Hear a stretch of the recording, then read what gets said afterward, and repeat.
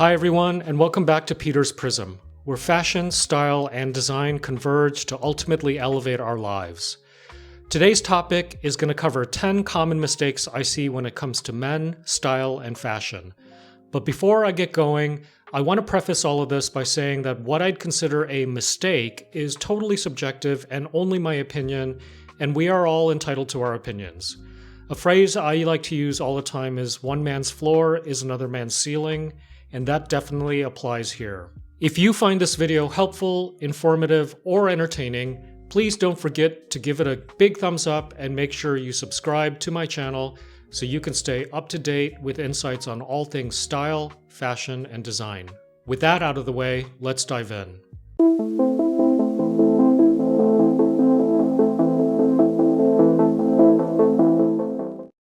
Leaving the tacking stitch or label on your coat. Now, you might think this is totally obvious, but I'm talking about it here because I see it so often when I'm walking around the streets of New York City that I felt it was important to include.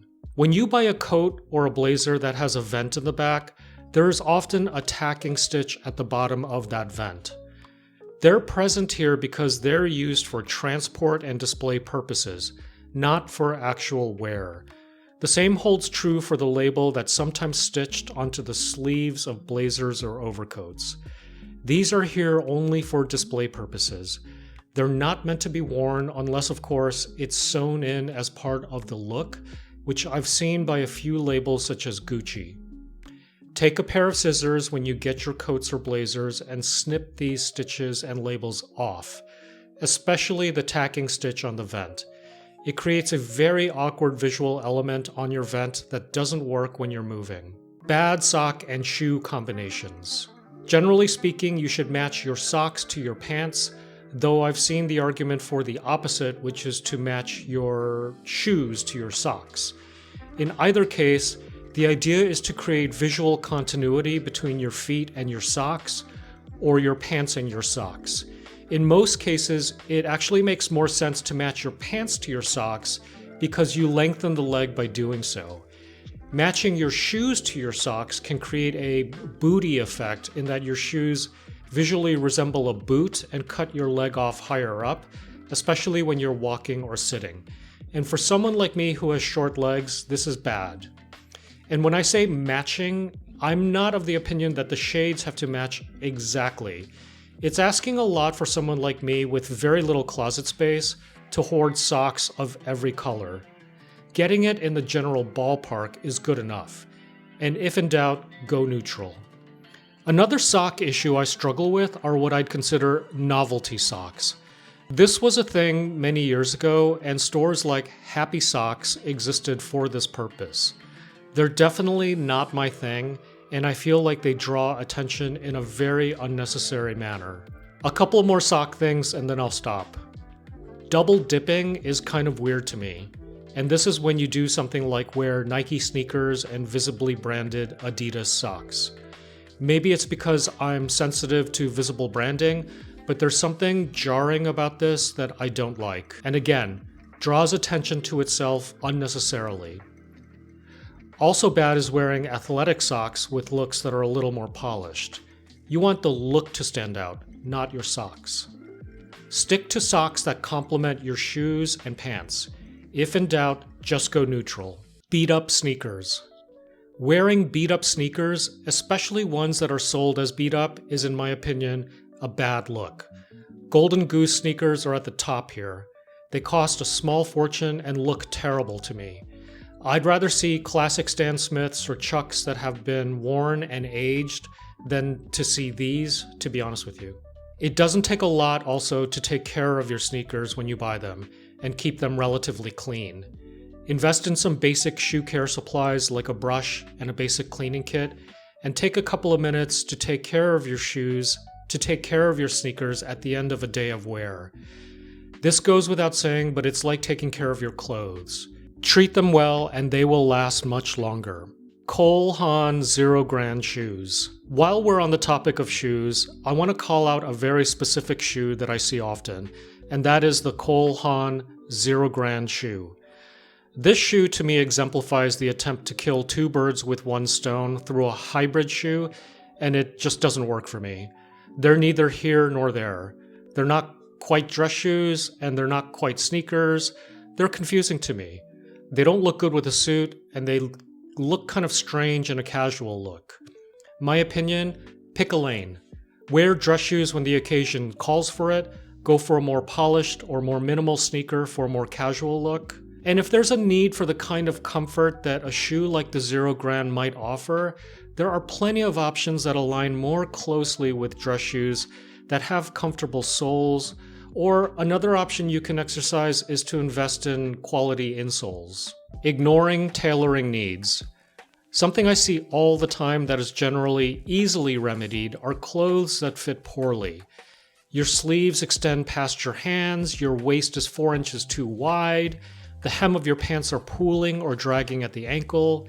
These are all problems that can be fixed through basic alterations at your local dry cleaner. The quickest way to look sloppy is wearing clothes that don't fit. Off-the-rack suits, pants, and shirts often need a tailor's touch.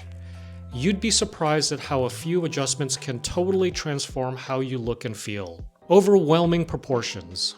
Oversized and baggy clothing have been with us for some time, and I often see it worn very poorly. Sometimes people appear to be drowning in their clothes. Like there is so much fabric that it looks as though it's engulfing the body.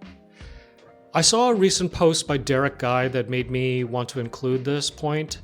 His point was that it's key to think about the overall shapes you create when you put together your looks. A regular jacket with its hem shortened creates a boxier shape. A jacket with a longer hem has a more rectangular shape. And when you look at lookbooks for inspiration, he says, it's helpful to look at overall shapes as opposed to just oversized. The fit that works for you is unique to you, and you should consider things like overall shapes and balance. For example, mixing oversized pieces with more slim or regular cut items in order to get the look right for your body. The key here is to consider how the proportions work on your body and not just accept oversized or tight as a catch-all. Wearing inside clothes outside. Another thing that I see very often are people walking around outside wearing what I'd call indoor clothes.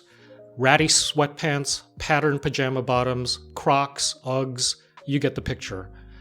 Comfort is important, but so is self-respect. Pajama pants and Ugg slippers belong at home and not on the street. We're not quite yet at the point of idiocracy, and I'd like to avoid that as long as possible. Comfortable clothes that can serve this purpose can be a nice pair of sweatpants and a matching hoodie and some comfortable sneakers or Birkenstocks. You can be relaxed but still look pulled together and presentable. It's possible. Throwing money at clothes to buy style. You can't buy style. You can have $1 million and walk into Louis Vuitton and buy everything off the rack, and it's almost guaranteed that you'll look ridiculous. And even if you did have this kind of money, you would still have to style everything you bought. A friend of mine recently pointed out that this is often a mistake that pro athletes make, and called out NFL athlete Joe Burrow as an example. It's clear from these looks that as expensive as these outfits may seem, they aren't doing much for his sense of personal style. In fact, I can't even tell what his personal style is. The bottom line is that you can't buy style. Throwing money at designer brands without thought leads to chaos. Focus on building out a wardrobe that contains versatile quality basics that make sense for your style and that you can build cohesive outfits from. If you're looking for more on this topic, please check out my video, 5 Steps to Personal Style, where I walk through a straightforward process using a downloadable template that will help you clarify and articulate what your style is and how to achieve it. Overloading on accessories. As I discussed in a previous video about men's accessories, less is more. Over-accessorizing can make you look cluttered, unless of course, this is the look you're going for. I think for most of us though, we're not trying to look like Johnny Depp.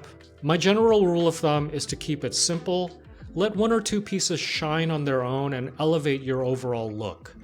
A watch and a necklace, maybe a minimal cuff and a ring. Aim for 2, 3 at most, and keep them simple. wearing athletic wear as everyday attire. I'm seeing more and more men wearing clothes from athleisure companies that are designed to look like regular clothes, but are made of synthetic fabrics that promise comfort and stretch. Now, I don't have a problem with trying to be comfortable, but my opinion is that these fabrics don't drape well, and the clothes are typically not very flattering. They look like a form of plastic, which they are, and often look cheap. Just my opinion here. But how comfortable do you actually need to be that you need this much stretch in your pants? Natural fibers like cotton or linen for everyday wear drape beautifully, look great, and can be extremely comfortable if you get the right fit from the get-go. Or visit a tailor to ensure the right fit. Athletic wear has its place at the gym or while exercising. Polyester-heavy lifestyle pieces drape poorly and don't flatter, in my opinion. Thank you for sticking with me for what turned out to be a kind of rant. I just want to reiterate that there are no hard rules, and you might disagree with much of what I shared, and that is a-okay. Style isn't about perfection, it's about intention. By avoiding common mistakes like these, you'll not only look better, but feel much more confident. I'd love to hear your thoughts on what I called out as 10 mistakes. Do you agree or disagree? Are there other mistakes that drive you crazy? Please share them in the comments below. Remember, details matter, and design has the power to elevate our lives if we let it. Until next time, stay true to you, and I'll catch you in the next video. Bye!